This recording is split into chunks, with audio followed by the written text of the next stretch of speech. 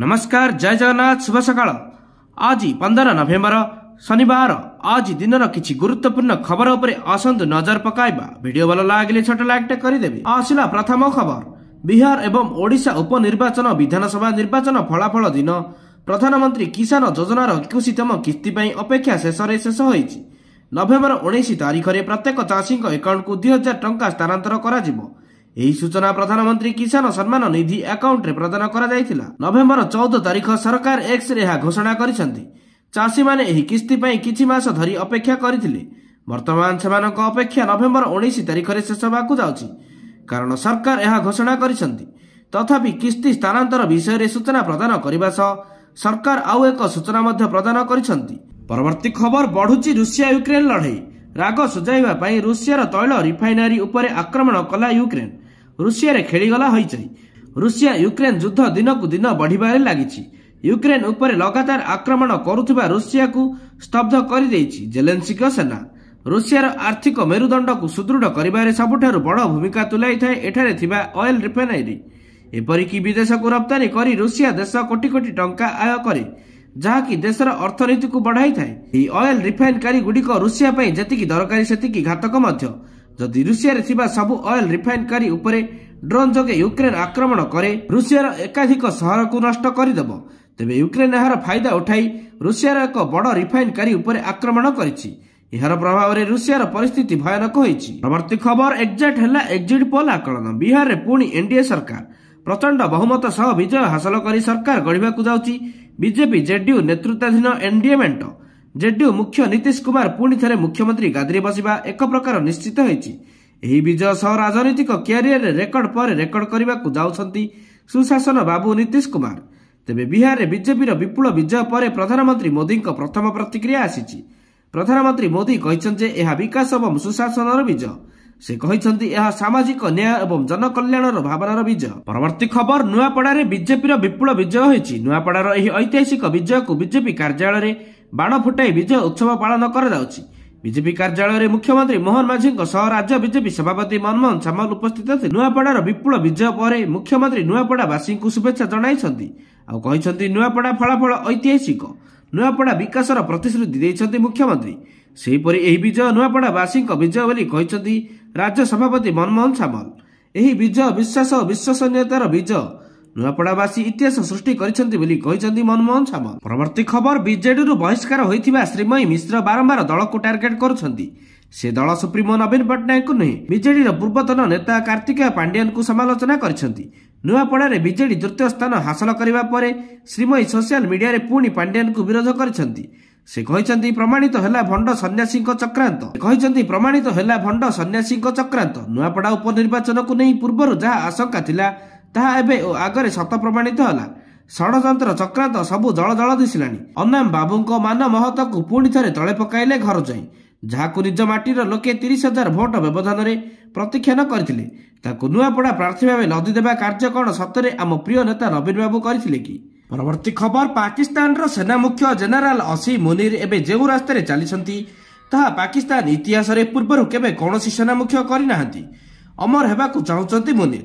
ପାକିସ୍ତାନର ସେନା ମୁଖ୍ୟ ହୋଇ ରହିବାକୁ ଚାହାନ୍ତି ମୁନିର। ସେ ସଫା କହିସାରିଛନ୍ତି ଅବସର ନେବା କଥାଟା ତାଙ୍କ ଏଜେଣ୍ଡାରେ ହିଁ ନାହିଁ। ତାଙ୍କର ଏଭଳି ମନ୍ତବ୍ୟ ପରେ ତାଙ୍କୁ ପାକିସ୍ତାନ ସତ୍ତାର ସର୍ବେ ସର୍ବା ବନେଇ ଦିଆଯାଇଛି, କିନ୍ତୁ ସେହି ଅନୁପାତରେ ତାଙ୍କ ଜୀବନ ପ୍ରତି ବିପଦ ବି ବଢିଯାଇଛି। ପାକିସ୍ତାନ ସମ୍ବିଧାନରେ 27ତମ ସଂଶୋଧନ ପରେ ଅସିମ ମୁନିରକୁ ଜେନେରାଲ ଫର ଲାଇଫ ବନାଇ ଦିଆଯାଇଛି। ଏଭଳି ଭାବେ ପାକିସ୍ତାନର ସିଭିଲ ସରକାର କେଉଁଠି କେମିତି ଟିକିଏ ରହିଯାଇଥିବା ଗଣତନ୍ତ୍ରକୁ ବି ସେନା ମୁଖ୍ୟାଳୟ ହାତରେ ଟେକି ଦେଇଛି। ପୂର୍ବରୁ ପ୍ରଧାନମନ୍ତ୍ରୀ ଥିବା ଇମ୍ରାନ ଖାନ ତ ଏବେ ଜେଲରେ। ବିରୋଧୀ ବୋଲି କେହି ନାହିଁ କହିଲେ ଚଳେ। ଆଉ ଚତୁର୍ଥ ସ୍ତମ୍ଭର ଆଖ୍ୟା ପାଇଥିବା ଗଣମାଧ୍ୟମକୁ ବି କବ୍ଜା କରିସାରିଛି ସେନା। ଆଉ ଏଭଳି ସମୟରେ ସେନା ମୁଖ୍ୟ ନିଜକୁ ସର୍ବେସର୍ବା ଓ ଅମର ବୋଲି ଘୋଷଣା କରିବା ଛୋଟ କଥା ନୁହେଁ। ଦେଶର ରାଜନେତାଙ୍କୁ ବେଶୀ କିଛି ଫରକ ନ ପଡିପାରେ, କିନ୍ତୁ ସେନାର ଅନ୍ୟ ଜେନେରାଲ ବା ଅଧିକାରୀଙ୍କ ନିଶ୍ଚିତ ଅସନ୍ତୁଷ୍ଟ କରିଥିବ, କାରଣ ପାକିସ୍ତାନ ଉପରେ ହୁକୁମତ କରିବା ନେଇ ସେମାନଙ୍କ ସ୍ୱପ୍ନ ଆଉ ପୂରଣ ହେବ ନାହିଁ। ପରବର୍ତ୍ତୀ ଖବର। ବାଜି ମାରିଛି ବିଜେପି ପ୍ରାର୍ଥୀ ଜୟ ଢୋଲକିଆ ଏହି ଆସନରୁ 83,748ରୁ ଅଧିକ ଭୋଟରେ ବିଜୟୀ ହୋଇଛନ୍ତି। ବିଜୟ ପରେ ବିଜେପି ପ୍ରାର୍ଥୀଙ୍କ ସେଲିବ୍ରେସନ ଦେଖିବାକୁ ମିଳିଥିଲା। ଜୟ ଢୋଲକିଆ ଏକ ବଡ଼ ଭୋଟ ବ୍ୟବଧାନରେ ବିଜେଡି ଓ କଂଗ୍ରେସ ପ୍ରାର୍ଥୀଙ୍କୁ ପଛରେ ପକାଇଥିଲେ। एकतरफा भावे बीजेपी नुआपड़ारे विजय हासिल करिछि। जय ढोलकिया मोट 1,23,869 खंड भोट पाइथिबा बेले कांग्रेस प्रार्थी 40,121 खंड भोट पाई बीजेडी प्रार्थी स्नेहांगिनी छुरिया 38,408 खंड भोट पाई। सबुठारु बड़ कथा होची एही उपनिर्वाचन में बीजेडी प्रथम थर पर तृतीय स्थान में रही। बीजेडी को टपी कांग्रेस द्वितीय स्थान हासिल करिछि। परवर्ती खबर पुणी जड़े ओडिया कंठशिल्पी देह है असुस्थ। हॉलीवुड इंडस्ट्री ख्यातिनामा सिंगर ह्यूमन सागर को बिगिड़े स्वास्थ्य। किडनी और लिभर जनित समस्या जो अधिक चिकित्सा भुवनेश्वर एम्स स्थानांतर। किछि दिन हम घर हस्पिटाल चिकित्सित होते सिंगर। तेबे खाली ह्यूमन नुहे बॉलीवुड भली हॉलीवुड को मध्य लगी कहार नजर। यह पूर्व संगीत निर्देशक अभिजीत मजुमदार स्वास्थ्य अवस्था संकटापन्न हो एम्स चिकित्सित होते। स्नायुजनित समस्या कौन सुधार होना बोली सूचना मिली। परवर्ती खबर नवेम्बर 10 तारिख संध्यारे राजधानी दिल्ली में घटी भयंकर आतंकवादी विस्फोरण संपर्क में ईरान 72 घंटा मध्य द्वितीय थर पर कड़ा प्रतिक्रिया देछि। ईरान दिल्ली विस्फोरण को कड़ा निंदा कर एक आतंकवादी आक्रमण बोली कहिछि।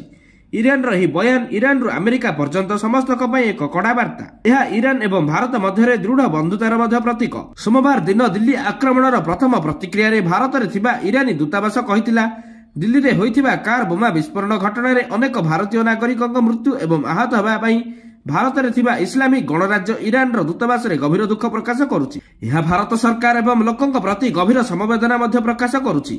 दूतावास पीड़ितों शोक संतप्त परिवार प्रति गभीर समवेदना प्रकाश करुछि एवं सेमानंकु धैर्य एवं सांत्वना देवा सह यह दुखद घटना आहतों शीघ्र आरोग्य कामना करुछि। दिल्ली आक्रमणर 72 घंटा मध्य ईरान द्वितीय थर प्रतिक्रिया जारी करिछि। एथर ईरान प्रतिक्रिया बहुत दृढ़ एवं सीधासलख थिला। एक्स रे एक पोस्ट ईरान लिखिछि भारत में इस्लामिक गणराज्य ईरान दूतावास पुणी थे नुआ दिल्ली लालकिला अंचल निकट में आतंकवादी कार विस्फोरण में मृतकों परिवार एवं सरकार प्रति गभीर समवेदना प्रकाश करुछि। परवर्ती खबर नवेम्बर 10 तारिख में दिल्ली लालकिला निकट में होइथिबा कार विस्फोरण पर पाकिस्तान प्रतिरक्षा मंत्री ख्वाजा आसिफ एक बड़ बयान देइछन्ति।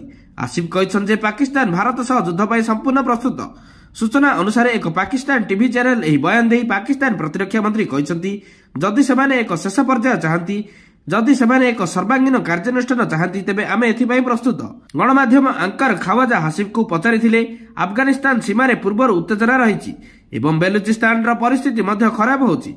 एबे भारतीय सीमार मध्य उत्तेजना वृद्धि पाइछि।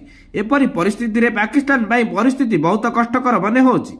पाकिस्तान एककालीन एते मोर्चारे किपरि लढिबो यार उत्तर रे ख्वाजा कहिथिले प्रथमे आमे आलोचना एवं शांति को पसंद करू किंतु जदि सेमाने एथिरे राजी न हुअंती एक शेष पर्याय चाहते तेबे आमे एककालीन भारत एवं अफगान उभय मोर्चारे लढिबाकू प्रस्तुत। आमे एथिरु पछकू हटिबु नाही। आसिफ कहिथिले आमे पूर्वर युद्धरे आमर शक्ति प्रदर्शन करिछु। परवर्ती खबर विश्व डायबिटीज दिवस एही दिन को पालन करबा उद्देश्य होची डायबिटीज को नियंत्रण करिवार लक्ष्य। एथिपाई एही दिन को अनेक स्थान में पालन करा जायछि।